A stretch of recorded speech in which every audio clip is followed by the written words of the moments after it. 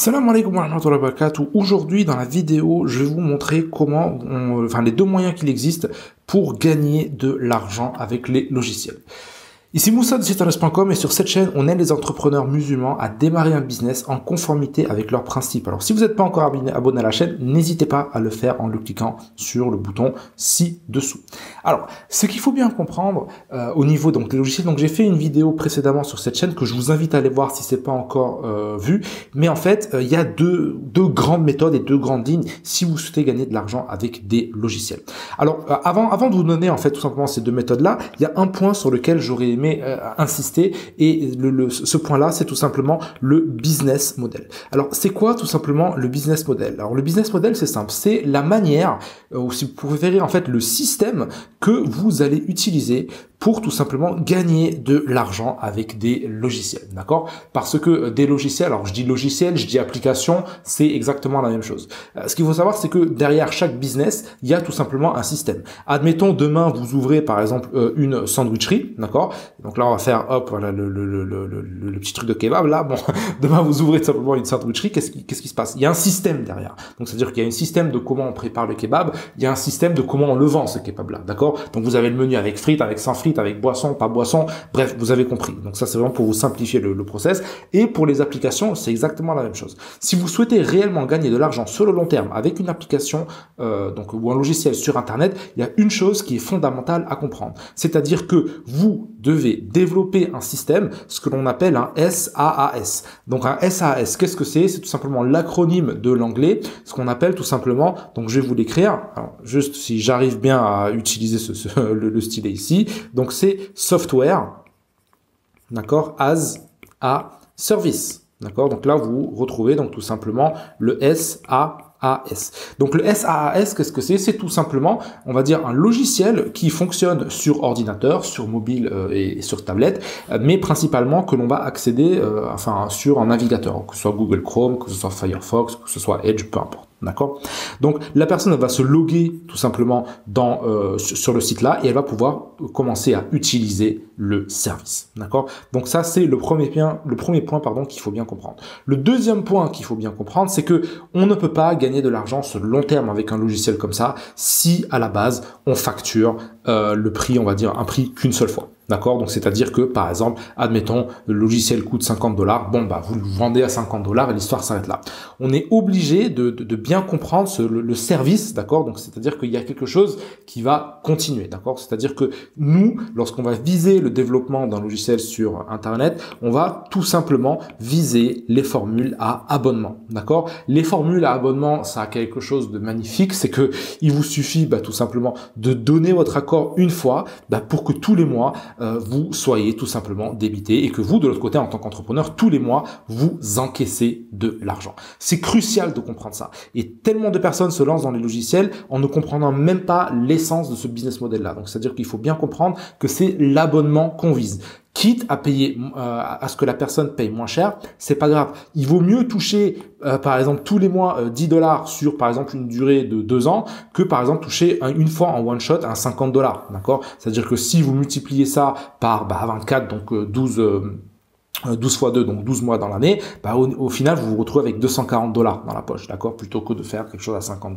Je dis des dollars, mais ça peut très bien être des euros. Moi, à la base, c'est vrai que je suis plus habitué aux dollars parce que j'utilise souvent, on va dire, des logiciels américains. Donc voilà, le pricing, il est rarement en euros, mais ça change strictement rien au calcul, d'accord? Donc ça, c'est la première chose qu'il faut bien comprendre. C'est que on ne va jamais développer un logiciel, on va jamais partir, par exemple, ce genre d'application que vous voyez sur les téléphones, etc., où on vous dit, tiens, voilà, tu peux accéder à ce logiciel pour, par exemple, un paiement de $2,99. Tout ça, faut arrêter, c'est des trucs qui ne fonctionnent pas sur le long terme. Il y a énormément de logiciels qui n'arrivent pas tout simplement à continuer comme ça. Pourquoi? Parce que ce qu'il faut bien comprendre, lorsqu'on développe un logiciel, il y a forcément des mises à jour qu'il va falloir faire. Le problème, c'est que si les clients que vous avez déjà, ils ne payent plus, comment est-ce que vous allez faire pour vous, par derrière, gagner de l'argent et également payer ce qu'il faut payer pour tout simplement développer les mises à jour de votre logiciel. Donc ça, c'est crucial à comprendre. C'est-à-dire que on ne va jamais développer un logiciel qui ne fonctionne pas par abonnement, d'accord? Donc ça, c'est le premier point.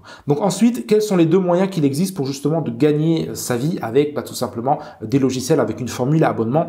Donc la première méthode, c'est de tout simplement commencer à vendre ce logiciel-là sous une forme de, comme j'ai dit en fait, d'une forme de service et qui va être donc vendu mensuellement, d'accord. Donc, soit vous développez tout simplement une suite, d'accord, de services, d'accord. Donc, c'est-à-dire que vous allez tout simplement, par exemple, avoir une fonctionnalité qui vous permet de faire ça, une deuxième fonctionnalité qui vous permet de faire ça, une troisième fonctionnalité qui vous permet de faire ça, une quatrième fonctionnalité qui vous permet de faire ça, d'accord. Donc, soit vous développez donc tout simplement un outil et forcément, au plus vous allez augmenter les fonctionnalités, au plus le prix de votre suite va augmenter, d'accord. Donc après, vous pouvez potentiellement également juste limiter certaines, excusez-moi, vous allez pouvoir également limiter certaines utilisations. Par exemple, si la personne, par exemple, paye $10 par mois, elle a accès à la fonctionnalité 1. Si elle paye, par exemple, $20 par mois, elle a accès aux deux autres fonctionnalités. Et puis, si elle prend la suite entière, par exemple,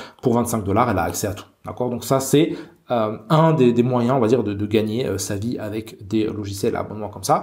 Le deuxième méthode que vous allez pouvoir utiliser et qui, moi, je trouve également pas mal intéressante. Pourquoi? Parce que on est clairement dans la diversification. C'est de développer plein de petits logiciels qui ont une fonctionnalité unique, d'accord. Donc ça, c'est également extrêmement intéressant. Après, rien ne vous empêche de combiner ces logiciels-là si par la suite, vous voyez, on va dire que vous êtes dans le même marché, etc. Mais de manière générale, ça, c'est super intéressant. Pourquoi? Parce que, en fait, vous allez pouvoir, non seulement, comme j'ai dit, vous allez pouvoir diversifier, d'accord. Donc, diversifier vos sources de revenus. Donc, c'est-à-dire qu'admettons, vous créez un logiciel pour les autres entrepreneurs, vous créez un logiciel pour les plombiers et vous créez un logiciel, par exemple, pour les comptables, d'accord? Donc, là, clairement, vous diversifiez. Donc, c'est-à-dire que si demain, par exemple, admettons, l'autre entrepreneur, le statut, il n'existe plus, bon, c'est pas grave, vous êtes quand même sauvé parce que vous avez deux autres logiciels qui tournent sous d'autres, qui visent d'autres marchés, d'accord? C'est extrêmement simple. Et puis ensuite, de l'autre côté également, c'est plutôt que de facturer un seul logiciel super cher, donc, admettons, je sais pas, super cher, $50 par exemple par mois, qui est quand même assez important dans le monde du logiciel, d'accord. Vous avez en fait par exemple 3 logiciels sur lesquels par exemple vous vendez par exemple un abonnement entre 10 et $15 par mois, d'accord, ou bien $20 par mois, d'accord. Donc voilà, faites le calcul, lequel est le plus rentable sur le long terme. Bon, c'est clair que vous allez peut-être devoir faire un peu plus d'efforts marketing parce qu'on est sur potentiellement sur 3 projets différents, mais du moment que vous avez le bon système, c'est pas forcément plus de travail. C'est-à-dire qu'une fois que vous avez des gens qui sont prêts à payer pour vos services, les services de logiciels, en fait la vente c'est fait tout seul, d'accord. Mais de l'autre côté, ce qu'il faut bien comprendre, c'est que si vous souhaitez vraiment développer un méga gros logiciel, par exemple qui fait une suite où il y a une suite de différentes fonctionnalités, le développement ne va pas être le même. C'est-à-dire que ça va être beaucoup moins cher de développer par exemple un petit logiciel avec une petite fonction qui, par exemple, peut être vendue entre, par exemple, admettons, 10 et $15 par mois, d'accord, qui va peut-être vous coûter, entre 1000 et 1500 $ à développer et qui également va être rapide, d'accord, plutôt que de partir sur un logiciel que vous allez pouvoir vendre, admettons, je sais pas, $50, mais sur lequel vous allez devoir au moins investir $5000, d'accord. Donc ça, il faut bien le prendre en compte aussi. Donc, ce qui est bien également lorsqu'on utilise cette deuxième méthode-là, c'est que, comme je vous ai dit, il y a l'histoire de la diversification, mais de l'autre côté également, c'est qu'on peut démarrer avec peu et on n'a pas besoin de beaucoup de capital, d'accord. C'est-à-dire que là, on peut avoir un logiciel sur Play en 30 jours avec 1000 ou 1500 $, d'accord. Donc ça, c'est vraiment important à comprendre. Si vous souhaitez en savoir plus sur comment développer et vraiment créer un logiciel de zéro, même si vous avez zéro connaissance en code, je vous suffit en fait de regarder la vidéo que je vous ai mis juste en dessous de celle-ci, d'accord. Donc dans le premier lien en description, ou si vous êtes déjà sur mon site, vous avez également le programme complet pour justement accéder à la méthode qui permet à n'importe qui de gagner sa vie en ligne avec des logiciels, même en n'y connaissant strictement rien en code. Pourquoi? Parce que tout simplement, il y a 3 phases qu'il va falloir maîtriser. La première phase, c'est bien évidemment, c'est la recherche d'idées de logiciels, comment on trouve et comment on identifie des logiciels à fort potentiel. La deuxième étape, c'est de tout simplement trouver un développeur, d'accord, qui est prêt tout simplement à transformer cette idée-là en quelque chose de concret. Et la troisième étape, c'est tout le côté marketing, c'est-à-dire que comment on fait pour vendre son logiciel là. C'est les 3 étapes, vous n'avez pas besoin d'une 4e étape, c'est les 3 étapes qu'il vous faut et je vous montre exactement en détail qu'est-ce qui compose exactement chacune de ces étapes et comment vous allez pouvoir vous y prendre. Le but, c'est que on puisse créer ensemble votre premier logiciel dans les 30 prochains jours. Je vous laisse avec le lien qui est juste en dessous et puis moi, j'espère vous retrouver tout de suite de l'autre côté.